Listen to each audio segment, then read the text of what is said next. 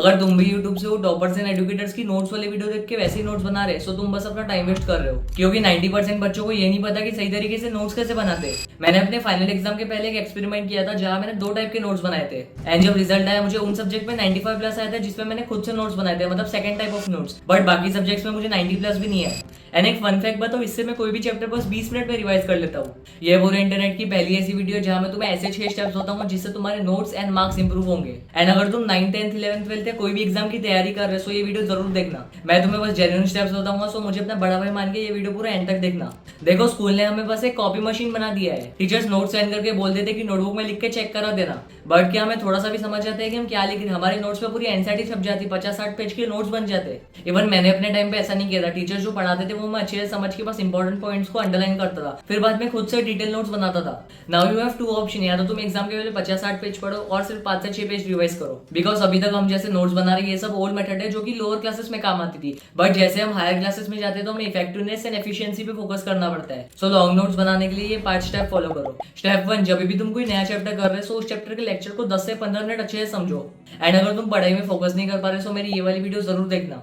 फिर कोई भी रफ बुक में वो सब इंपॉर्टेंट पॉइंट लिखो जो तुम्हें लेक्चर के बाद याद आ रहा कि ये चैप्टर से ये इंपॉर्टेंट है, वो इंपॉर्टेंट है, सब कुछ गैदर करो एंड रफ बुक में बस लिख के देखो अपनी लैंग्वेज में। एंड जब हम पहले अच्छे से समझते हैं तो हमारे माइंड में एक रोड मैप बन जाता है कि ये चैप्टर के नोट्स हमें ऐसे बनाना है, ये टॉपिक्स इंपॉर्टेंट है। हमारे माइंड में एक फ्लो बन जाता है कि इस चैप्टर में एक्चुअली क्या क्या है। साइकोलॉजी से इसे प्री एक्सपोजर इफेक्ट कहते हैं, क्योंकि अगर हमें ये पता है कि इस चैप्टर में क्या है, सो जब हम नोट्स बनाएंगे हमारा माइंड खुद ही फिल्टर करेगा इंपॉर्टेंट चीजों को। स्टेप 2, आफ्टर अंडरस्टैंडिंग, सबसे पहले एनसीईआरटी या तो टेक्स्ट बुक रीड करो। एंड जितने भी डेफिनेशन एंड इंपॉर्टेंट टॉपिक्स है उन सबको अंडरलाइन एंड स्टार मार्क कर दो। एंड टेक्स्ट बुक में जो ब्लैंक स्पेस रहती है वहां पे तुम रफ नोट्स या की पॉइंट्स लिख सकते हो। Now if you don't know कि क्या क्या इंपॉर्टेंट टॉपिक्स है, सो ट्राई दिस मेथड। उस पर्टिकुलर चैप्टर के पिछले 5 से 10 साल की पीवाईक्यूज गैदर करो। एक वेबसाइट है selfstudy.com, यहाँ पे तुम्हें सब पीवाईक्यूज मिल जाएंगे। फिर वो सब पीवाईक्यूज को नोटबुक एलएम पे अपलोड करके उससे पूछो कि ऐसे कौन से टॉपिक्स है जो बार बार रिपीट किए, कौन से इंपॉर्टेंट टॉपिक्स है। You will get all important topics. Basically step 2 में तुम्हें इंपॉर्टेंट टॉपिक्स को फिल्टर करना है। खुद से ये 3 सवाल पूछो, क्या ये टॉपिक एग्जाम में आएगा और इंपॉर्टेंट है? क्या ये टॉपिक कोई दूसरे चैप्टर से रिलेटेड है?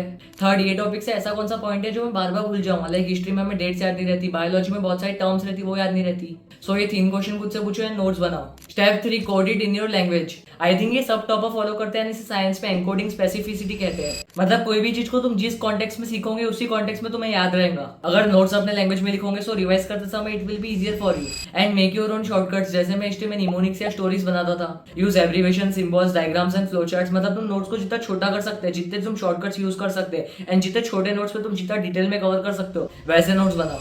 एंड बनाने से पहले इमेजिन करो कि जब तुम रिवाइज करोगे क्या तुम्हारे लिए इजी रहेगा। नहीं तो बहुत सारे लोग शॉर्टकट लिख लेते हैं, बट जब वो रिवाइज करते उन्हें समझ नहीं आता है, फिर से उन्हें पूरी एनसीईआरटी या टेक्स्ट बुक रीड करनी पड़ती। तो मैं दोनों नोट्स देखो and tell me in the comment section कौन से अच्छे हैं। अब लॉन्ग नोट्स जब बनाओगे मेक श्योर वो सिंपल एंड रीडेबल है। नहीं तो बहुत सारे बच्चे कलरफुल नोट्स बनाते हैं, हाइलाइटर यूज करते हैं, अपना 1 से 2 घंटे का टाइम पास करते हैं। अब इसमें तुम टॉपिक वाइज नोट्स बना सकते हैं या तो क्वेश्चन फॉर्म में नोट्स बना सकते हैं। बट मेक श्योर वो 3 सवाल पूछना जब तुम नोट्स बनाओगे। अगर नोट्स में तुम फॉर्मुलाज लिख रहे हो तो उसके बाद उसका एक एग्जाम्पल लिखना, जैसे फिजिक्स एंड मैथ्स में जितनी भी डेफिनेशन लिखोगे वो अपनी लैंग्वेज में लिखना, बट उसमें important lines and keywords add करना, उसके साथ उसको अंडरलाइन भी करना। एंड हर एक चैप्टर के लॉन्ग नोट्स के बाद 2 से 3 पेज छोड़ना कि अगर तुम्हें बाद में याद आया कि ये कॉन्सेप्ट छूट गया तो तुम लिख सकते हो। स्टेप 4, अब कुछ नोट मेकिंग मेथड्स है जो मोस्टली टॉपर फॉलो करते हैं। First, structured method. तुम कोई भी चैप्टर के नोट्स को 3 पार्ट में डिवाइड करो।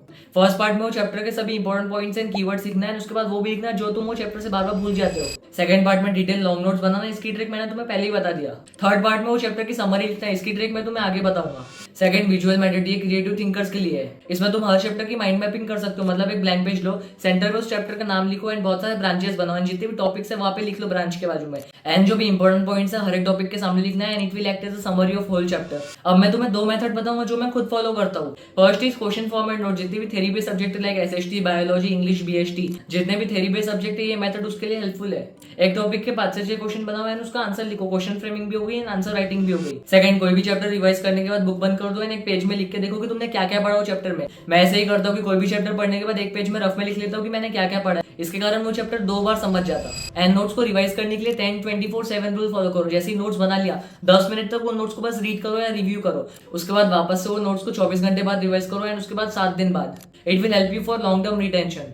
स्टेप 5, देखो हर एक सब्जेक्ट के कुछ डिफरेंट नोट मेकिंग मेथड्स रहते हैं। फिजिक्स में राइट डाउन फॉर्मूला, उसकी डेफिनेशन या थ्योरी, उसके बाद एक न्यूमेरिकल एग्जांपल लिखो जो फॉर्मूला से रिलेटेड है, एंड कुछ मिस्टेक लिखना कि तुम ये न्यूमेरिकल में ये स्टेप पे गलती कर रहे हो। केमिस्ट्री में write down all the definition with all the reaction and उसके साथ कुछ बेसिक चीजें लिखो। जैसे जब तुम टेक्स्ट बुक रीड करोगे तुम्हें पता चलेगा कि ये एलिमेंट का स्टेट क्या है, सॉलिड है, लिक्विड है, गैस है, इसका कलर क्या है, ये सब ऐसे बेसिक बेसिक चीजें लिख लो क्योंकि इसमें मार्क्स जाते हैं। बायो में rather than copying whole NCERT I will suggest कि तुम फ्लो चार्ट्स बनाओ। अगर तुम्हें डाइजेस्टिव सिस्टम के बारे में लिखना है तो तुम उसकी थ्योरी लिखने की जगह डायग्राम बनाओ, फिर उसको लेबल करके थोड़ी बहुत पॉइंट्स लिख लो। एसएसटी में cause effect and keyword method use करो। हिस्ट्री के मोस्टली क्वेश्चंस पे कॉज इफेक्ट एंड कॉन्सिक्वेंस लिखना पड़ता है कि जो फ्रेंच रिवॉल्यूशन हुई थी वो कैसे हुई थी, उसका इफेक्ट क्या था एंड कॉन्सिक्वेंस क्या थे। इसमें तुम निमोनिक से स्टोरी बेस्ड नोट्स बना सकते हैं, उसके साथ साथ तुम टाइमलाइन नोट्स बनाओ, मतलब जितनी भी डेट्स है उसको एक सीक्वेंस में लिख लो एंड हर एक डेट के बाद ये लिखो कि उसमें क्या हुआ था। सिविक्स में तुम्हें बहुत सारी डेफिनेशन तो याद करनी पड़ेगी, बट मेरा एक सिंपल सा सजेशन है कि सिविक्स तुमसे कीवर्ड्स मांगता है, जो तुम्हारा चेकर है उसे कीवर्ड्स चाहिए बस आंसर के। सो नोट्स बनाते समय वो टॉपिक के जितने भी कीवर्ड्स है वो लिखने हैं, उसके बाद उसको डिफाइन करना। जियो में क्वेश्चन फॉर्मेट नोट्स बनाओ एंड ऐसे कुछ टेबल्स बनाओ for crop, states and reverse. Economics demands you real life example, मतलब जब तुम नोट्स या थ्योरी लिखोगे, थ्योरी के बाद एक एग्जांपल लिखना जो रियल लाइफ सिचुएशन से बेस्ड हो। मैथ्स में हर एक चैप्टर के 2 नोट्स बनाओ, फर्स्ट जिसमें तुम्हें थ्योरम्स एंड डेरिवेशंस लिखना है एंड कुछ डेफिनेशंस भी रहती है जो तुम्हें एमसीक्यूज में हेल्प करेंगी। सेकंड, मैथ्स के जितने भी फॉर्मुलाज हैं उसके एग्जांपल्स है वो एक पेज पे लिख लो कि जब तुम रिवीजन करोगे फॉर्मुला के साथ एग्जांपल भी रिवाइज हो जाए। स्टेप 6 है एक पन्ना सिस्टम, मतलब short notes. This notes will legit help you and exam के पहले तुम 20 मिनट में पूरा चैप्टर रिवाइज कर लोगे। इसमें तुम ऐसे नोट्स बना सकते कि हर चैप्टर रिवाइज करने के बाद एक पेज पे लिख लो कि तुम्हें क्या क्या याद आ रहा, या तो वो चैप्टर के जितने भी टॉपिक्स एंड सब टॉपिक्स है वो लिखो एंड जब तुम रिवाइज करोगे टॉपिक पढ़ना एंड मन में सोचना कि क्या क्या था उसमें। And short notes must include top 5 concept, all the formulas, जितनी इंपॉर्टेंट डेफिनेशन है वो सब एंड एक फ्लो चार्ट पूरे चैप्टर का। तुम्हें कुछ ऐसे टाइप के नोट्स बनाना है। साइंस में इसे रेट्रीवल प्रैक्टिस बोलते हैं, जब हम एक पेज में पूरा चैप्टर रिवाइज करते हैं सो इससे हमारी मेमोरी स्ट्रॉन्ग होती है एंड रिसर्च कहती है कि 50% ज्यादा इफेक्टिव है। अब कोई भी एक चैप्टर स्टार्ट करो फ्रॉम स्टेप 1 एंड स्टेप 6 तक लेके जाओ उसको। एंड अगर अभी तक सब्सक्राइब नहीं किया तो सब्सक्राइब करो बिकॉज नेक्स्ट वीडियो इससे ज्यादा इंपॉर्टेंट है। Signing off with this, I am सक्षम मोटवानी।